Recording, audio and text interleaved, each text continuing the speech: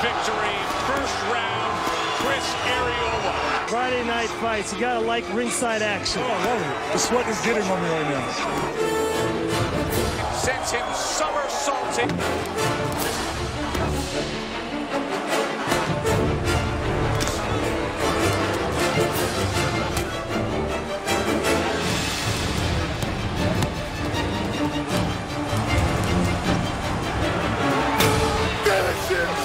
Danger. It came. It struck. And it knocked him out. Oh, boy. He is down and down hard. Oh, what a shot. Spaghetti legs. Hello. Danny Williams with a crushing blow. Two massive thumps. The leather of the right hand and the back of the head. And left hand ain't pretty no more.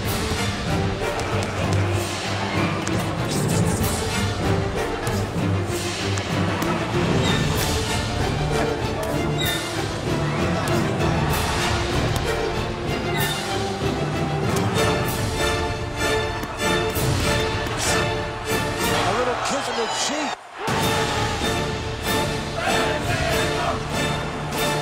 Big swing to the bell.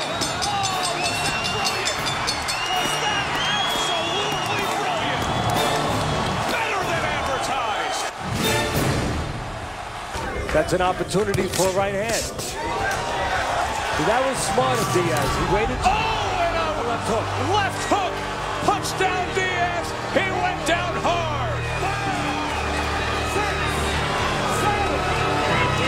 A lot of time left. It's an eternity. It's over. Shaky legs ends it. Big shot from Kendall Holt.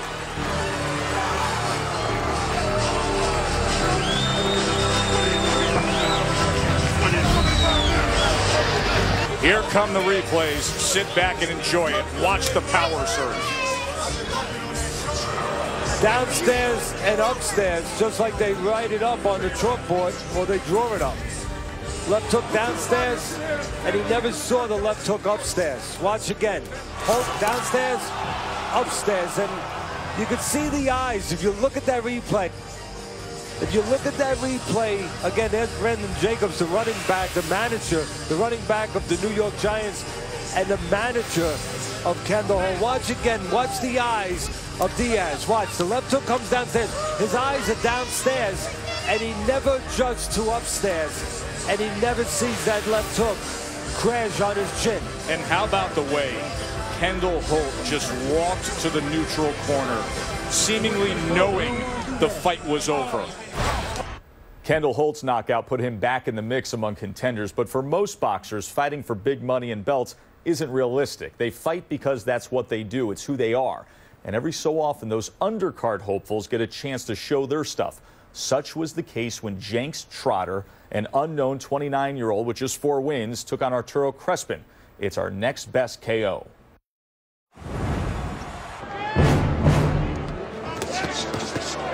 Now, combination open up the second round from Arturo Crespin, who, by the way, has his sister Amanda working in his corner. She is a featherweight. Oh, knockout. Oh, boy. He is down and down hard. The fight is over. And he did it from the orthodox stance. He turned to orthodox out of the southpaw stance and scored the knockout with a straight right hand. I said in the first round, I liked that Trotter had some advantages. He had the longer arms. He looked like he was pretty good at letting his hands go at a distance, and he could go inside. There he did it at a distance. Trotter, what I liked in that first round, Joe, was that he could go inside and then he could go outside. Had pretty good long arms, good wingspan, and he knew how to use them. Here he is on the outside. He just beats Crespin to the mark. Crespin's loading up, and that's the danger to you young fighters. Don't load up. He's loading up with a big right hand. Guess what? A big right hand, a shorter, straighter one of Trotter's landed first. And again, watch how he turned to orthodox. First round, he was a southpaw. He's an orthodox fighter right now, and the straight right hand lands before the wide right hand of Crespin's can land. Both Crespin and Trotter in that second round, they turned from the orthodox stance to the, or from the southpaw stance to the orthodox. And Espn is back up on his feet. A huge right hand from Jenks Trotter.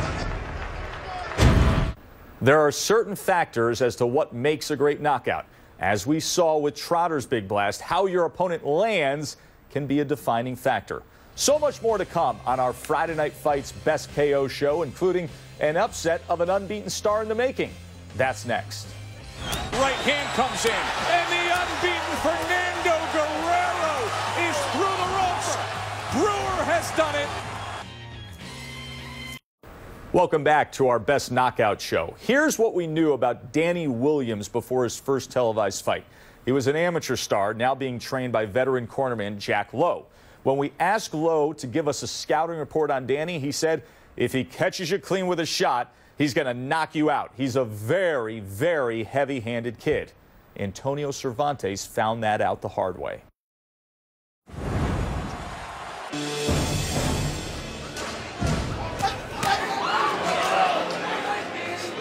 Danny Williams is hoping that it is a good place to make his Metro St. Louis homecoming, as he's an 18-1 lightweight prospect who went away to Youngstown, Ohio, said it helped him change his ways, just simply being separated from some of the people back home. Got himself into trouble, went away, served time from 06 to 08, and now a promising prospect. But Joe, before you start talking about his resume and how he wants to become champion, he got hit with a right hand, but it was only one shot. He got hit with a right hand, but he took it well and he responded well. But you know, this fight has to be a little bit bold. Hello. Boy, did he like that. And the fight is over. Steve Smoger wastes no time. He put the jab behind it, then the right hand cashed in. It's over. Antonio Cervantes is out on his back. Danny Williams with a crushing blow.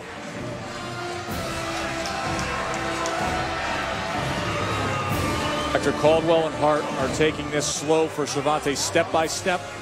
They sit him up. As you can see, they're putting ice on the back of the head. I mean, it was a thud when his head hit the canvas. We're going to show you plenty of this, folks. Here it is, Danny Williams' spectacular KO. Bernard, how did he make it happen? See a faking jab? Like you said, it was a throwaway jab in the right hand. He got his opponent to look at the jab, and then he set him up to leverage the straight right hand. And he done that shot early in the fight. He did the same thing and hit him with a right hand. See, he just threw it out there. It's a throwaway jab, and then a right hand.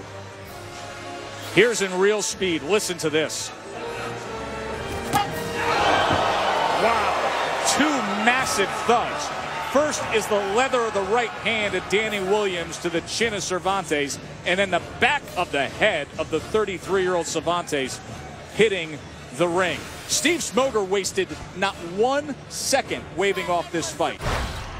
While Danny Williams is hoping to work his way towards a title shot, some of our best action often comes from those who have been to the top before.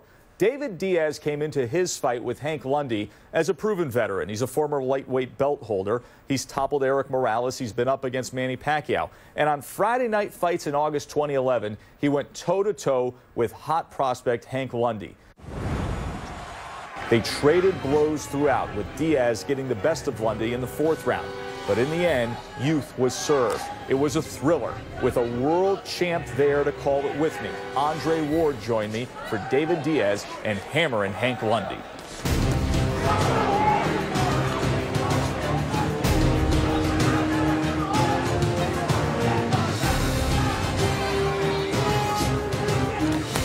Oh, Diaz is down and maybe out. It is over.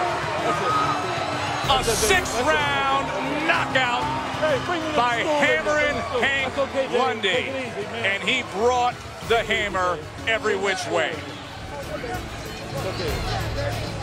Just an all-action war comes to an end with a thud.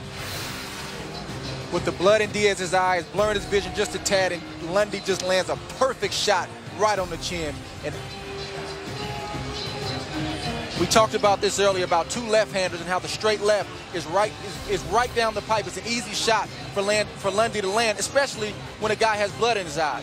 And then out goes Diaz. In Ultra Mo, watch the left hand. Look at that blood splatter. And the face just caved in on the former champ.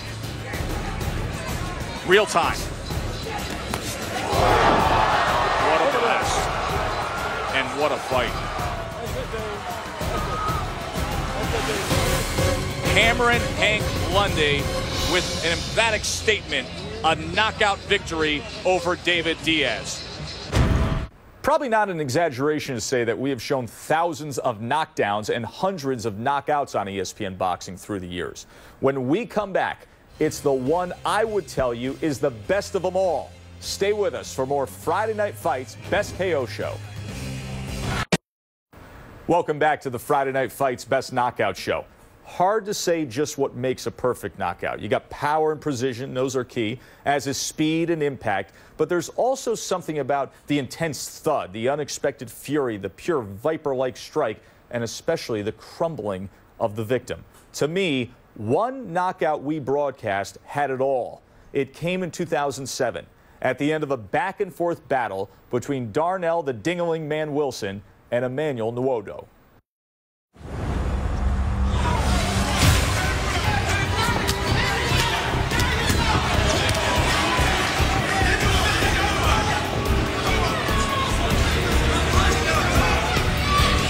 Teddy's scorecard now all even after the second 10-8 round by Wilson. Boy, has this fight had ebbs and flows, a roller coaster ride. Wilson up, Nwodo down, then Nwodo comes up in the middle.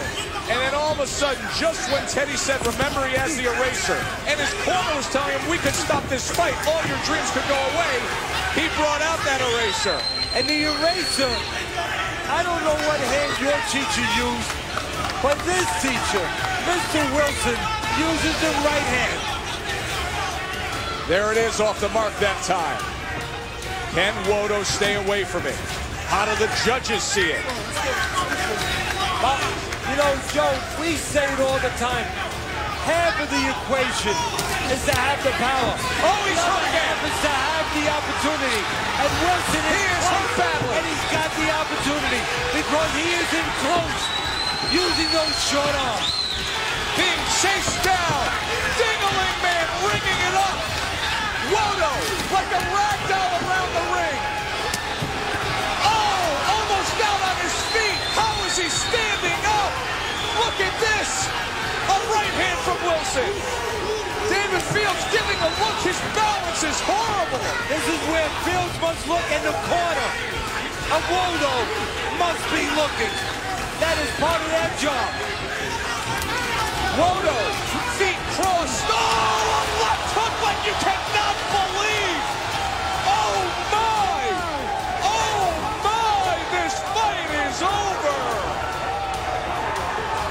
No need for words.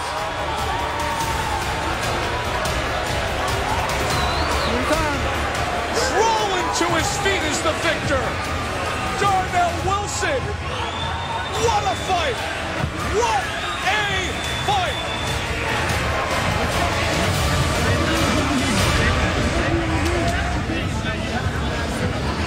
Early in the round, Teddy, let's pick it up. Well, the right hand is what did the damage earlier. And you could see he's allowed to get close. The right hand starts the damage. A left hook continues. Nwodo flying around the ring, showing great heart, hurt, but trying to stay on his feet. Here is the end. A missed right hand, but not a missed left hook. To our young fighters out there, the value of following up on a miss. The old timers would say finish with the left hook. Wilson finished with a left hook. Listen to this.